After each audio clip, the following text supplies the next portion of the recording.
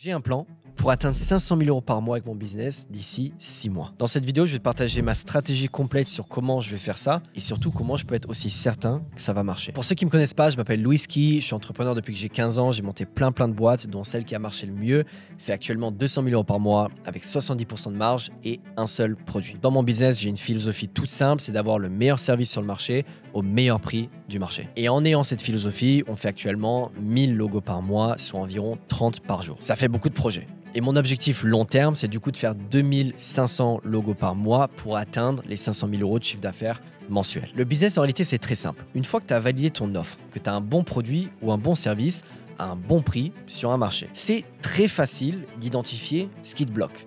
C'est soit l'acquisition, soit ta capacité de production. Et une fois que tu as identifié de quel côté ton business il bloque, tu peux aller concentrer tous tes efforts là-dessus. C'est ce qu'on appelle la théorie des contraintes. Dans un business comme le mien, où on est axé sur un service qui est imbattable, avec un prix qui est imbattable. La principale difficulté, la principale contrainte que j'ai dans mon business, c'est ma capacité de production. C'est comment est-ce que je peux réaliser plus de logos, gérer plus de clients, tout en gardant une qualité et une expérience client aussi exceptionnelle qu'au début. Au cours de tous les paliers de mon business, quand je suis passé de 0 à 10 000, à 20 000, à 50 000, à 100 000, à 200 000, j'ai constamment dû repenser entièrement mes process, mes systèmes, mes employés et même la structure même de mon entreprise pour pouvoir justement avoir une croissance qui soit convenable et une capacité de production plus élevée. Quand tu es tout seul au début et que tu fais tout de A à Z, c'est très facile de garder la qualité de ton produit, la qualité de ta communication, la qualité de ton expérience client. Sauf que ça, c'est pas être une entreprise, c'est être un freelanceur. Et la difficulté quand on est une entreprise, c'est justement d'arriver à maintenir une excellente qualité, une excellente expérience client à grande échelle. Donc quand on gère quelques clients, c'est OK, mais quand on doit gérer 250 clients en simultané, ça devient autre chose. On parle même plus d'aller exécuter, mais comment juste mettre en place des process, des systèmes pour l'exécuter. C'est pour ça qu'actuellement, vous me voyez en Géorgie, je ne suis pas en France.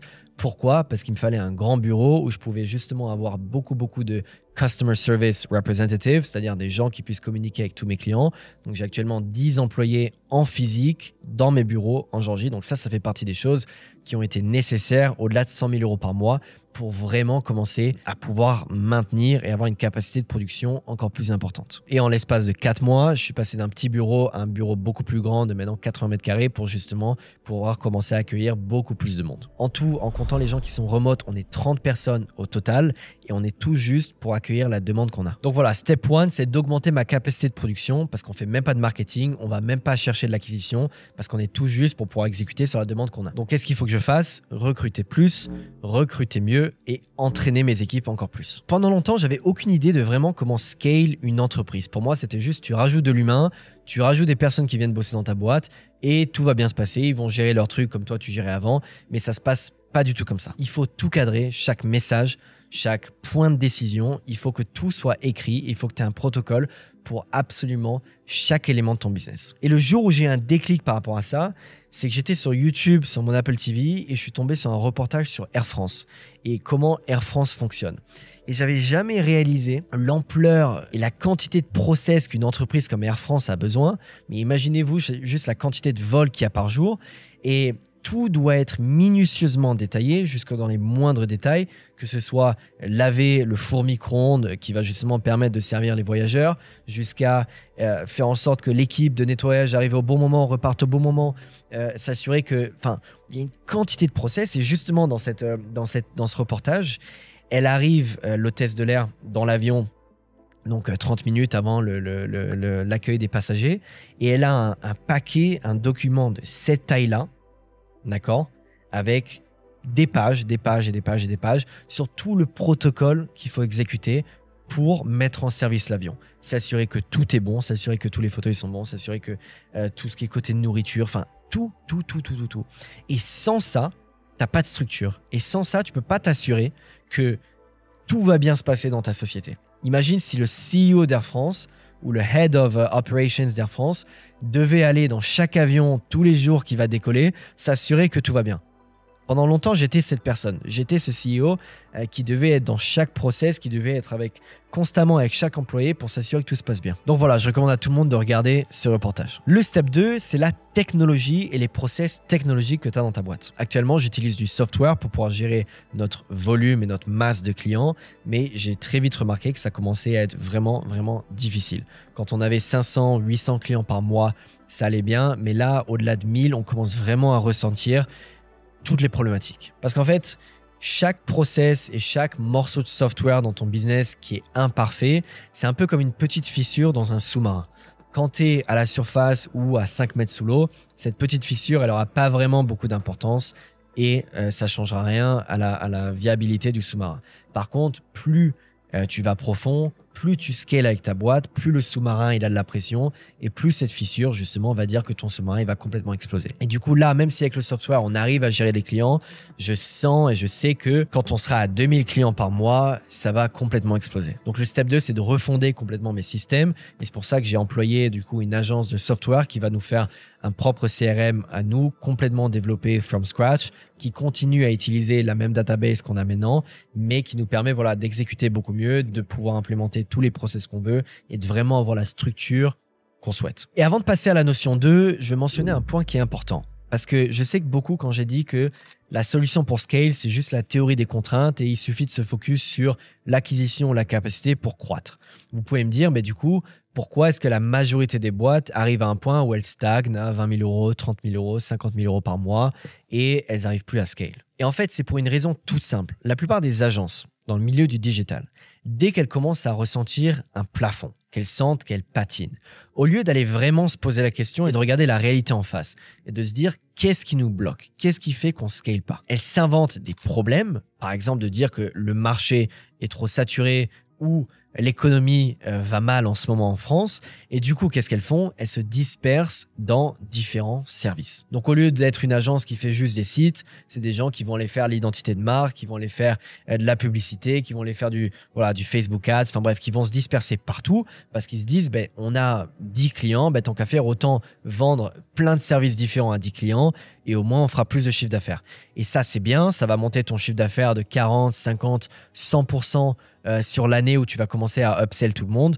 Sauf qu'au bout d'un moment, tu vas plus pouvoir scale. Pourquoi? Parce que tu as trop de verticales différentes et que c'est impossible de scale autant de verticales différentes. Pour vraiment faire un impact sur un marché, il faut être le meilleur. Pour être le meilleur, il faut se focaliser sur une chose. Comment est-ce que tu peux faire la compétition avec d'autres agences si toi, tu fais tout et qu'il y a certaines agences qui font qu'une chose? Imaginez moi tous les jours, qu'est-ce que je fais du matin au soir si je me lève et je me dis comment est-ce que je peux faire en sorte d'optimiser mon produit, d'optimiser mon service? Comment est-ce qu'on peut avoir des logos meilleurs? Comment est-ce qu'on peut les faire pour encore moins cher? Comment est-ce que je peux aller baisser mes prix? Comment est-ce qu'on peut apporter encore plus de valeur, faire des meilleurs brand books, apporter encore plus de typos? Il y a tellement de choses que j'improve chaque jour dans mon service qui fait que si j'étais une agence qui faisait plein de choses, forcément mon service il serait beaucoup moins bien. Ce qui m'amène à la notion numéro 2, c'est l'avantage compétitif. Ce qu'il faut comprendre, c'est que sur un marché compétitif, il faut être meilleur que les autres. Quand je disais que la théorie des contraintes, c'est soit l'acquisition,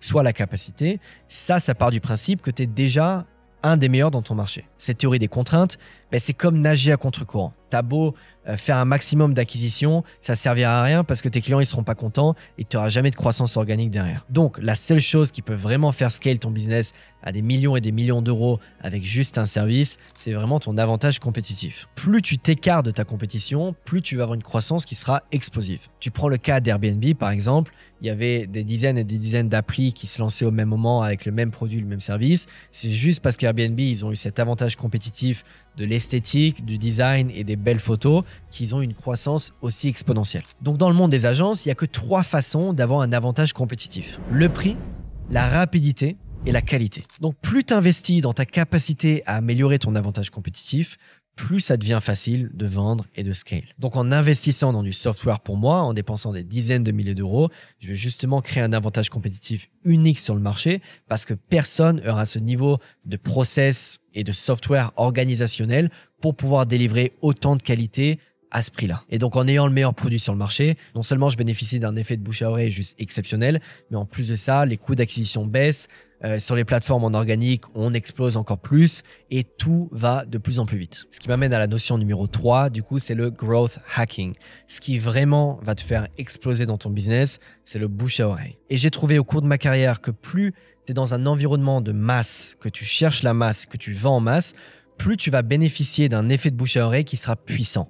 Parce que si tu fais vraiment du high ticket, que tu vends très cher, certes, ces personnes-là ont aussi des amis qui peuvent acheter tes produits très chers. Mais quand tu es dans la masse, que tu es dans le pas cher, ne serait-ce qu'une personne qui reposte ton offre ou ton produit sur son réseau, potentiellement, ça peut toucher tout le monde. Parce que tout le monde peut se payer tes services. Donc, une fois que j'aurai une capacité de production de 2500 logos par mois, j'aurai plus de capacité et ça veut dire que pour les 1000 clients que j'ai actuellement, j'aurai un service qui sera bien meilleur. Donc, mon avantage compétitif va augmenter et les plateformes comme Fiverr vont continuer à me pousser encore plus haut. Si vraiment je veux accélérer cette croissance, je peux même baisser mes prix pour toucher un marché encore plus grand et littéralement exploser. Donc, premièrement, je vais commencer à ouvrir plus de canaux d'acquisition sur Fiverr. Pour ceux qui ne savent pas, Fiverr, c'est une plateforme sur laquelle tu peux vendre tes services et c'est très compétitif. Mais justement, si tu arrives à te démarquer et tu arrives à avoir un avantage compétitif, tu peux littéralement exploser. Donc, je vais ouvrir des nouveaux gigs. Pour ceux qui ne savent pas, encore une fois, un gig, c'est tout simplement une offre que tu publies sur Fiverr. Et rien que dans ma niche, donc la niche des logos, je peux avoir jusqu'à 7 gigs, donc 7 fois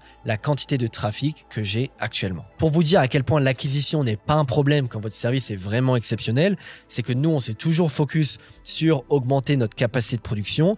Et parce qu'on était de mieux en mieux, Fiverr nous envoyait toujours plus de commandes au point où j'ai jamais ouvert de deuxième gig jusqu'à il y a 3 semaines. Et toute la complexité est vraiment dans comment apporter la vraie qualité sur un marché. Donc en ouvrant 7 gigs, j'aurai 7 fois plus de trafic, potentiellement 7 fois plus de commandes sur le long terme. La méthode numéro 2 qu'on va utiliser, c'est Pinterest. J'ai eu un moment de révélation quand j'ai vu qu'en réalité, un client sur 2 qui venait chez moi, il m'a envoyé des screenshots Pinterest. C'est-à-dire que la moitié de mes clients vont sur Pinterest pour chercher de l'inspiration avant de commander un logo. Donc, ça veut dire que potentiellement, il y a des millions de personnes qui font la même chose et ensuite qui vont aller acheter chez différents freelancers, etc. Et malgré ça, on poste toujours pas sur Pinterest. Alors qu'on produit 1000 logos par mois, ça voudrait dire qu'on pourrait avoir énormément de contenu à poster. Donc, je vais assembler une équipe de 3 personnes qui sera dédiée entièrement à Pinterest, qui va prendre les 1000 logos qu'on fait tous les mois et générer jusqu'à 15 images grâce à ces 1000 logos, donc des mock-ups, des différentes versions avec des différents backgrounds, etc., pour poster jusqu'à 50 fois par jour sur Pinterest. Ce qui veut dire qu'on postera 1500 fois par mois. Et j'ai l'immense conviction que ça va nous générer énormément de trafic et progressivement remplacer complètement Fiverr. Et on arrivera du coup à non seulement faire 2500 logos, mais potentiellement beaucoup plus, tout ça sans dépenser 1 euro en publicité. Et ensuite, ma stratégie finale, je pense, une fois que j'aurai maximisé l'organique, ce sera vraiment d'aller pousser avec la publicité et commencer à dépenser en masse là-dedans. Voilà, j'espère que tu as bien aimé ce genre de vidéo où je partage un peu plus ce qui se passe au sein de ma boîte. Si tu es intéressé par ce genre d'agence avec ce genre de philosophie et que tu as envie de justement monter un business qui soit comme ça, je t'invite à checker le lien dans la description vers justement ma formation, qui est une formation où j'apprends ma philosophie et comment est-ce que d'autres personnes ont aussi monté des agences complètement explosives et délirantes et monté à 5-10 000 euros par mois assez rapidement avec justement ce modèle-là. Sur ce, je vous dis à la prochaine vidéo.